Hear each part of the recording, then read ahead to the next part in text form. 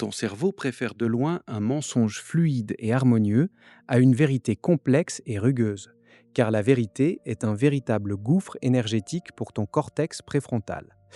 Cette paresse métabolique s'appelle l'aisance cognitive et elle dicte la quasi-totalité de tes interactions sociales sans même que tu t'en aperçoives. Chaque fois que tu simplifies une réalité nuancée pour ne pas fatiguer ton interlocuteur, tu choisis activement de déformer la réalité pour économiser du glucose. La vérité n'est pas une vertu biologique, c'est un luxe neurologique extrêmement coûteux. Nous allons plonger aujourd'hui dans les rouages secrets de l'aisance cognitive, ce filtre invisible par lequel ton système nerveux évalue constamment l'effort nécessaire pour traiter une information et choisit systématiquement le chemin de la moindre résistance pour protéger ton statut social. Pour comprendre ce prodige de fainéantise évolutionnaire, il faut observer comment notre boîte crânienne gère ses ressources les plus précieuses. Le psychologue Norbert Schwartz, dans ses travaux fondateurs de 1999, a démontré une réalité fascinante. Plus une information est facile à traiter, plus notre esprit la perçoit comme vraie, agréable et familière. C'est ce qu'on appelle la fluidité de traitement, le moteur même de l'aisance cognitive. Imagine ton cerveau comme un gestionnaire de budget obsessionnel. Bien qu'il ne représente que 2% de ton poids corporel, il consomme à lui seul plus de 20% de ton énergie quotidienne sous forme de glucose et d'oxygène. C'est un ratio colossal. Lorsqu'il est confronté à une situation complexe qui exige de la nuance, de la vérification et de la rigueur, il doit activer le système 2, cette zone de réflexion lente, logique, analytique et incroyablement gourmande en énergie. Or, le système 2 est un paresseux biologique qui déteste travailler. Ton cerveau est lâche. Pour éviter l'épuisement métabolique, ton système nerveux préfère s'en remettre au système 1, rapide, automatique, intuitif, mais terriblement sujet aux approximations et aux biais. La vérité exige d'assembler des faits discordants, de gérer la contradiction, de se souvenir des détails exacts et de confronter ses propres certitudes. Le mensonge, ou du moins la simplification outrancière, glisse sur les circuits neuronaux comme une luge sur de la glace fraîche. Visualise cette différence de coût métabolique à travers une analogie simple. La vérité est un sentier de montagne escarpé, dense, envahi par la végétation, plein de ronces et de détours sinueux, où chaque pas exige une attention constante pour ne pas trébucher sur une racine. Le mensonge fluide, lui, est une autoroute à 3 voies, parfaitement balisée, fraîchement goudronnée, descendante, où tu peux enclencher le régulateur de vitesse sans jamais toucher au frein. Quel chemin penses-tu que ton système nerveux choisira par défaut lorsqu'il sera fatigué en fin de journée ? Ce mécanisme n'est pas un défaut de fabrication de notre espèce, c'est une stratégie de survie qui a fait ses preuves durant des millénaires. Dans la savane ancestrale, analyser chaque détail logique d'une situation de manière exhaustive menait à la mort par épuisement ou par prédation. Il fallait décider vite avec le moins d'informations possible. La fluidité était alors synonyme de sécurité. Si une idée s'assimile sans effort, c'est qu'elle ne présente pas de danger immédiat. Mais aujourd'hui, dans notre monde ultra connecté et saturé d'informations complexes, ce raccourci biologique se transforme en un piège monumental. Et le plus terrifiant, c'est que ce biais façonne activement les histoires que tu te racontes à toi-même pour protéger ton image aux yeux des autres. Entrons maintenant dans le vif du sujet.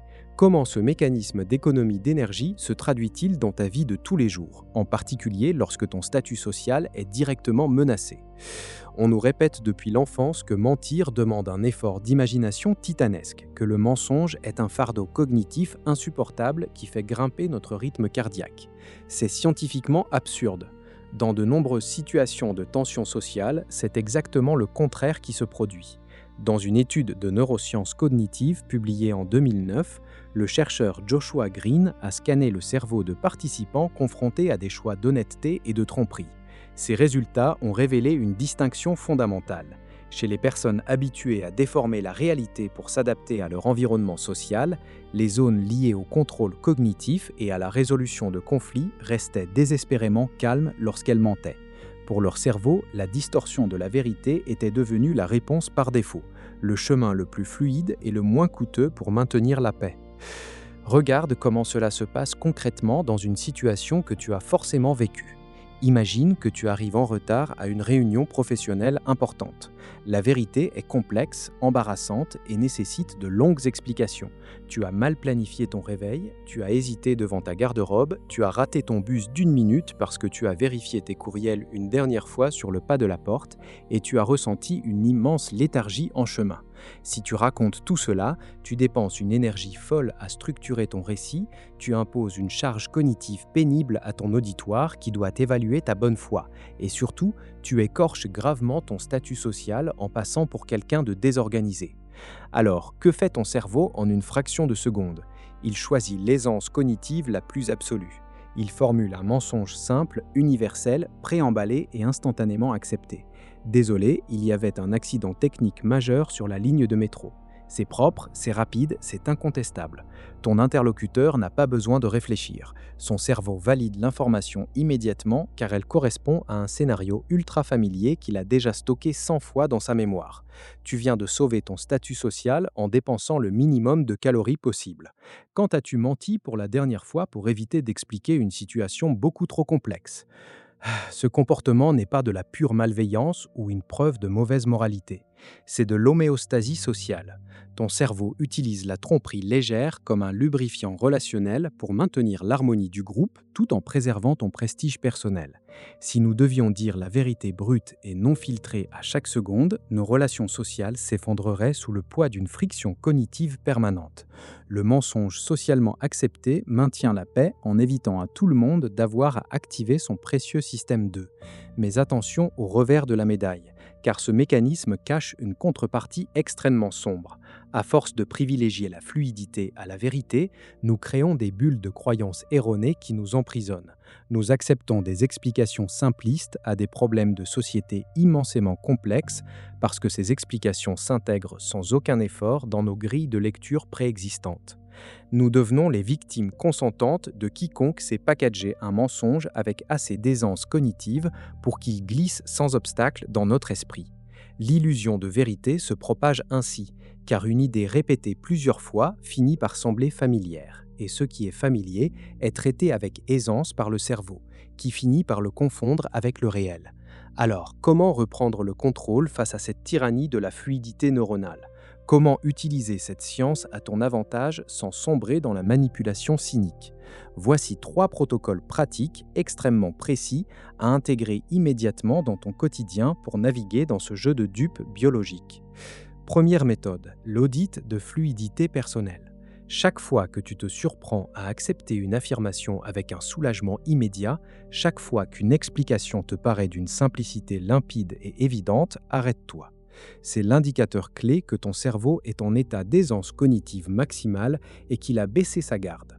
Pose-toi cette question précise. Si cette idée était fausse, quel effort devrais-je fournir pour le prouver? En introduisant délibérément de la friction cognitive, en forçant ton système 2 à s'activer, ne serait-ce que 30 secondes pour chercher des contre-exemples, tu brises instantanément le charme de la fluidité.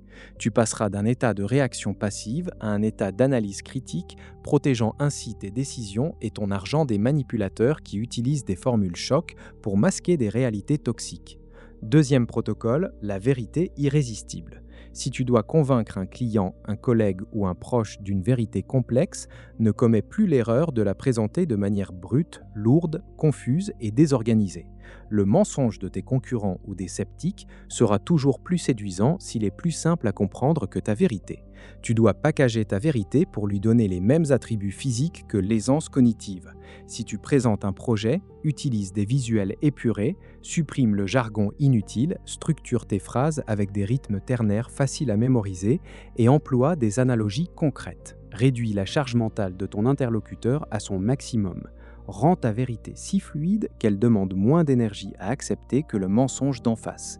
L'issue de cette méthode est purement mathématique. À niveau égal d'importance, l'esprit humain choisira toujours l'option qui fatigue le moins ses neurones. Troisième protocole, le bouclier de statut par la transparence stratégique. Lorsque tu commets une erreur professionnelle ou personnelle, ton premier réflexe biologique est de fabriquer une excuse fluide pour protéger ton statut social.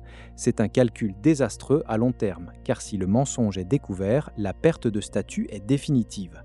Pour contourner cela, applique la méthode de la friction honnête. Avoue ton erreur immédiatement, mais décris précisément le mécanisme de ton dysfonctionnement en utilisant un langage technique, analytique et structuré. En faisant cela, tu montres à ton interlocuteur que tu as fourni un effort cognitif intense pour analyser ta propre faille. Tu transformes une faiblesse en un signal de haute compétence intellectuelle et d'intégrité absolue. Tu protèges ton statut social non pas en fuyant la réalité par un mensonge facile, mais en dominant intellectuellement la complexité de ton échec. Regarde-toi honnêtement dans un miroir mental. Combien de fois as-tu jugé les autres pour leurs mensonges, leurs contradictions ou leurs croyances absurdes, sans réaliser qu'ils ne faisaient que céder à la même gravité biologique qui gouverne ton propre esprit à chaque minute? En comprenant l'aisance cognitive, tu ne peux plus regarder l'hypocrisie humaine avec de la simple colère ou du mépris. Tu commences à la voir pour ce qu'elle est vraiment. Une lutte constante, silencieuse et épuisante entre une biologie conçue pour économiser l'énergie dans un monde préhistorique hostile et les exigences morales d'une civilisation moderne complexe. Tu n'es plus le jouet de ces impulsions invisibles. En devenant conscient de ce mécanisme, tu accèdes à un niveau supérieur de lucidité sur tes propres comportements et ceux de ton entourage.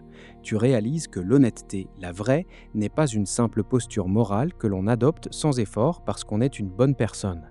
C'est un acte de courage biologique. C'est une décision consciente de dépenser de l'énergie, de brûler du glucose précieux, de tolérer l'inconfort de la complexité pour honorer la réalité.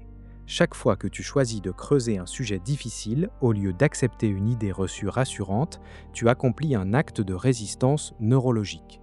Ne laisse plus jamais ton cerveau choisir la facilité du mensonge par pure paresse métabolique. Maîtrise l'aisance cognitive, affronte la complexité du monde et observe à quel point tes décisions, tes relations et ton influence sur les autres vont se transformer lorsque tu cesseras de fuir l'effort mental. Entraîne ton esprit à tolérer la friction de la nuance. Continue d'explorer les profondeurs de ton propre fonctionnement interne, car ce que nous nous apprêtons à analyser ensuite va bousculer encore plus violemment tes certitudes les plus ancrées sur la nature même de ta perception et de ton libre arbitre. Reste lucide, reste exigeant avec tes pensées et prépare-toi pour la suite.